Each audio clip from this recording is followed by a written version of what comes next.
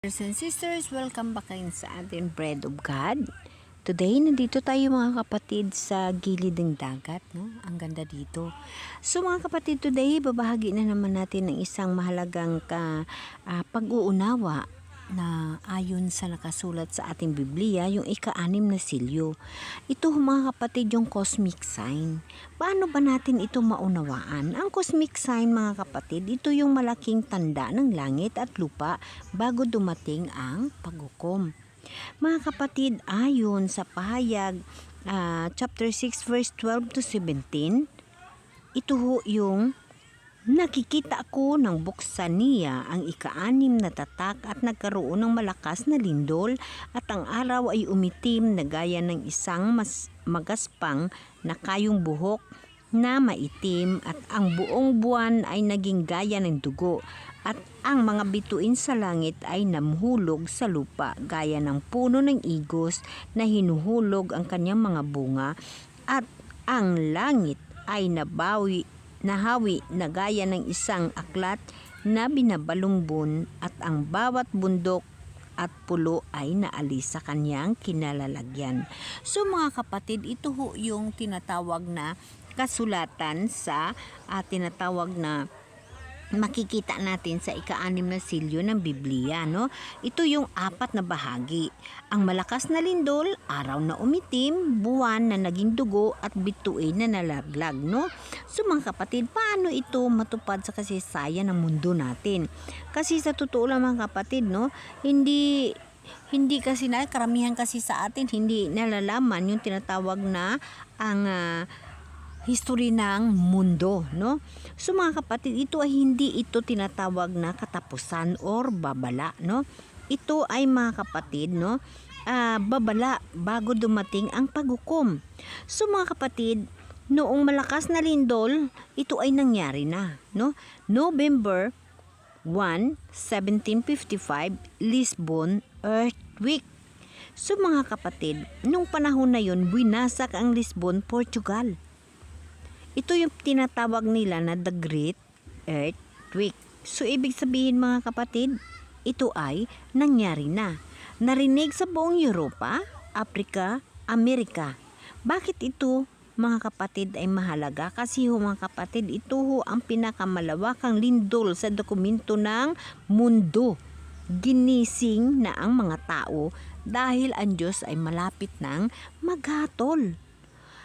Ang araw ay umitim mga kapatid, nangyari na rin ito. At mababasa rin natin sa ating Biblia. Noong Mayo 19, 1780, the dark day of New England. Mula alas 10 ng umaga hanggang hapon umitim ang araw ng New England, USA at Canada. Hindi kailangan ng kandila sa tanghali. Ang buwan naman noong gabi naging pula na parang dugo. So mga kapatid, sabi nga ng mga nakasaksi nung panahon na yon, parang gabi ang tanghali. Ang mga manok umuwi sa kulungan kasi akala nila gabi na. At ang buwan nung gabi, parang dugo ang kulay. Mga kapatid, hindi ito sinasabing tinatawag na katapusan, kundi ito mga kapatid ay pagbabala sa atin. Alam hanggang ngayon, sinasabi nila eclipse, pero hindi rin bagyo mga kapatid. No? Dahil sa eksaktong 33 years after ng earthquake sa Lisbon, tuloy-tuloy ang mga sign na nangyayari. Na kung saan pati ang mga bituin nalalaglag. Dahil nasabi kong nalalaglag, dahil cosmic sign ang tinatawag nga Leonid meteor shower noong November 13, 1833.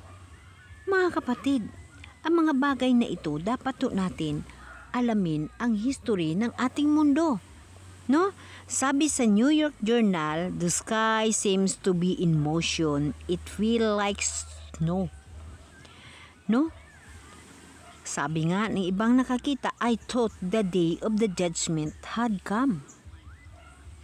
Mga kapatid, bakit mahalaga, no? Ang pinakamalaking meteor shower sa kasaysayan sa record. Eksaktong nakalagay ho ito. Kaya mahalaga ito kasi eksaktong nakalagay ho ito sa Pahayag chapter 6 verse 13, gaya ng puno ng igos na nahuhulog ang bunga kapag niyayanig ng malakas na hangin. Langit na nahawi, hindi literal mga kapatid na nangyari yan. Kasi yun na yung panahon mga kapatid ng second coming. No, nasa Pahayag chapter 6 verse 14, at ang langit ay nahawi na gaya ng isang aklat na binabalunbon. Ito yung sinasabi, mga kapatid, pag mayroon kayong Biblia, makikita nyo rin ito sa Matthew chapter 24 verse 29 to 30 at Isaiah chapter 34 verse 4. Yan ang huling bahagi ng ika-6 na silyo, ang pagdating ng mahal na Diyos. Bakit tinatawag ito mga kapatid na cosmic sign? Kasi mga kapatid, hindi ordinaryong nangyayari. Yes, ang lindol masasabi natin na natural. Pero ang lindol plus ang araw na umitim at ang buwan naging kulay ng dugo at ang ulan, nag-ulan ng bituin sa loob ng 80 years. Yan ay tanda ng Diyos. Chapter 24, verse 29, pagkatapos ng kapighatian, ang araw ay dumilim at ang buwan ay hindi magbibigay ng kanyang liwanag at ang mga bituin ay mahuhulog mula sa langit. So mga kapatid, ano ba ang ibig sabihin nito para sa atin na nampalataya? Nasa Pahayag chapter 6 verse 17, sapagkat dumating na ang dakilang araw ng kanyang kagalitan at sino ang makakatayo? Ibig sabihin mga kapatid, ang ika-6 na silyo ay warning na malapit na maghukom. Wala nang oras pang lumabas sa mga pagkakamali natin. Kaya nga mga kapatid, no, na pag matapos ang ika-6 na silyo, magkaroon ho tayo ng katahimikan.